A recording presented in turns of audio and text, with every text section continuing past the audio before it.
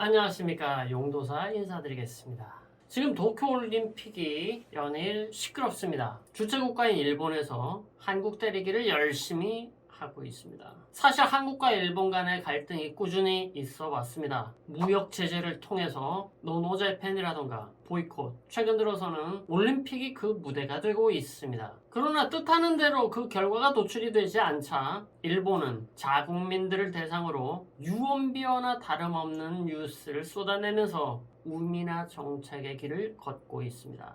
도쿄올림픽에서 한국은 많은 것을 잃었다. 정말 그럴까요? 일본은 한국 때문에 많은 손해를 입었다라고 합니다. 그것이 사실일까요? 부흥올림픽이 실패로 돌아간 것은 한국 탓이다. 부흥이 될 리가 있겠습니까? 오다이바 해변의 수질 문제를 꼰지른 한국, 미워 죽겠답니다. 그런데 그 똥물에서 수영하라는 게 도대체 제정신이겠습니까? 한국이 이렇게 부정적인 보도를 쏟아내면서 도쿄올림픽이 망했다. 고로 손실 비용에 대해서 배상하라는 이야기까지 나오고 있다라고 합니다. 물론 이것은 유언비어에 가까운 이야기일 것입니다. 여러분들도 아시다시피 후쿠시마 농민의 마음을 짓밟은 못된 한국인이라고 합니다. 하지만 일본 정부는 일본 국민 전체를 대상으로 건강을 짓밟고 있습니다. 이번 올림픽을 부흥올림픽이라 규정하고 경제 회복과 후쿠시마 원전 사고에 대한 이미지를 더 씌우려고 했지만 실패하고 말았습니다. 오히려 후쿠시마 원전 사고와 방역의 허술함, 과거에만 머물고 있는 일본, 이런 것들만 부각이 되면서 오히려 안 하는 애만 못한 그러한 상황이 불을 보듯 뻔합니다. 아니 이미 기정사실이나 마찬가지겠죠. 사실 세계인의 축제라고 하는 올림픽을 기회로 한일 간 화해, 일본도 좋고 한국도 좋은 이런 좋은 그림이 나왔으면 참 이상적이고 휴머니즘적인 발상이긴 합니다만 오히려 한국을 홍보하고 빛내게 하는 그러한 무대가 되고 말았습니다. 4년마다 한 번씩 해외를 순방하며 경기를 치르는 선수라던가 그 관계자들은 아마 이런 대화를 주고받을 겁니다. 직전 올림픽과 현재 올림픽 간의 비교 분석을 할 것입니다. 실제로 직전 올림픽이었던 평창 동계올림픽에서는 불평불만이 없는 클린한 올림픽으로 유명합니다. 다양한 식문화에 정성스럽게 준비하고 마련한 그런 음식들로 칭찬 일색이었다고 하는데요. 음식의 특성상 미리 준비할 수밖에 없는 빵과 같은 것마저 즉석에서 그 자리에서 따끈따끈하게 맛볼 수 있는 점, 그러한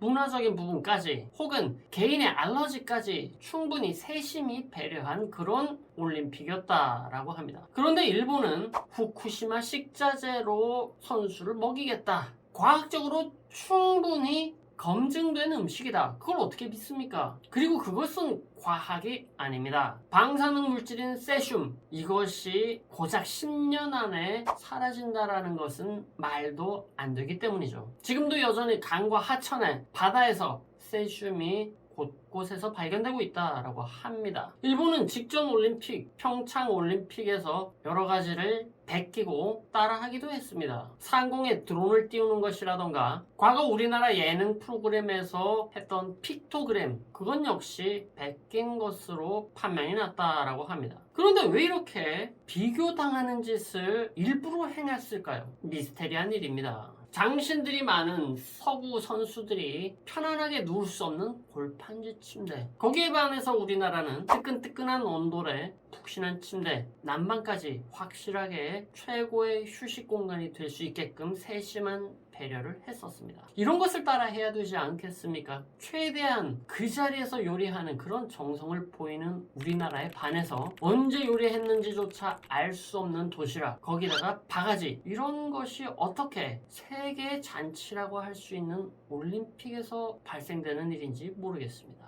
그러니 평창이 그리울 수밖에요. 경기 내용도 사실 크게 다르지가 않은 것 같습니다. 한국은 명실상부 여자 양궁 9연패를 달성했습니다. 이것은 그 어떤 9연패 기록보다 물론 양궁 제외하고 2가지 9연패 종목이 있다라고 합니다. 하지만 다른 많은 국가로부터 따돌림을 당하고 방해 공작을 받으면서까지 룰도 바꾸고 차별을 하는 그 과정 속에서 9연패를 했다라는 것은 가히 독보적이다라고 할 만할 것입니다. 그런 와중에 다음 올림픽에서 10연승을 달성한다면 더 이상 말할 것도 없겠죠. 일본은 억지 판정이나 편파 판정으로 지금 금메달 싹쓸이 메달 사냥을 하고 있습니다. 세계인들의 인심을 잃지 않았을까요? 헌데 그에 반해서 한국은 태권도 종주국으로서 이번에 골드 하나 얻지 못했다라고 합니다. 그럼에도 불구하고 칭찬 일색인 것은 태권도야말로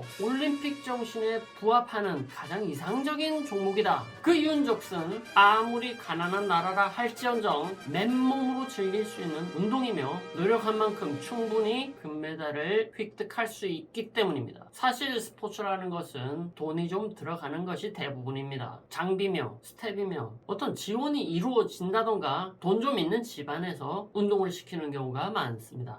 근데 태권도는 가장 저렴한 운동이다라고 볼 수 있기 때문이죠. 게다가 우리나라는 일찍이 개도국이나 약소국가를 대상으로 태권도 보급에 힘썼습니다. 그때부터 뿌려놓은 씨앗이 이번에 이렇게 결실을 맺게 된 것이죠. 그에 반해 가라테는 미국이나 프랑스와 같은 강대국을 대상으로 배타적인 보급을 했기 때문입니다. 또한 일본인 특성상 그 변하지 않는 습성, 지루하고 경기 진행 방식조차 현대적이지 못한 그러한 룰 때문에 더 이상 올림픽에서 가라테를 구경하기 힘들지 모르겠습니다. 제가 수원을 자주 다니면서 눈에 들어오는 태권도장이 하나가 있었습니다. 행궁동에 위치한 강신무 태권도장일 것입니다. 흰 수염 휘날리면서 마치 게임 캐릭터 같은 그분을 봤을 때 허허, 존재감 쩌는 분이시네. 그냥 그렇게 개성이 있는 흔한 태권도 도장이 아닌가 했지만 사실 알고 봤더니 이란에서 국빈 대접을 받는 태권도 마스터셨습니다.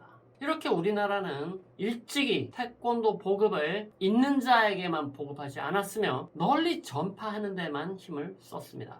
말 그대로 홍익인간 정신을 태권도에 반영한 것이겠죠. 그 보급 과정에서 번번이 가라테와 부딪혔다라고 합니다. 해서 힘없는 우리나라는 코리안 가라테라는 이름으로 인식되기도 했으며 단증을 가라테 대회에서 땄다라는 압박까지 받았다라고 합니다. 그러나 이제는 가라테를 넘어서 세계 태권도, 올림픽 중심에 있는 태권도가 된 것이죠. 이번 올림픽에서 우리는 많은 것을 얻었습니다. 경기 결과 그 자체도 훌륭합니다. 양궁 9연패 달성, 여자 배구도 이변을 일으켰으며 육상 역시 신기록을 달성했습니다. 하지만 이것보다 중요한 것이 바로 한국에 대한 위상이 상승했다라는 점일 것입니다. 평창의 정성스러운 대접으로 한식의 위상이 올라간 점, 태권도 종주국으로서 올림픽 정신을 계승하고 있는 점, 일본을 찾아준 해외 선수들을 푸대접하면서 한국 때리기를 열심히 한 결과 그 덕분에 한국 옹호론이 형성되고 그 과정에서 한일 관계가 다시 조명받게 되었습니다. 우길기에 대한 인식조차 과거와 다르게 전범국의 국기라는 것이 다시금 세계인의 뇌리에 각인되고 있습니다.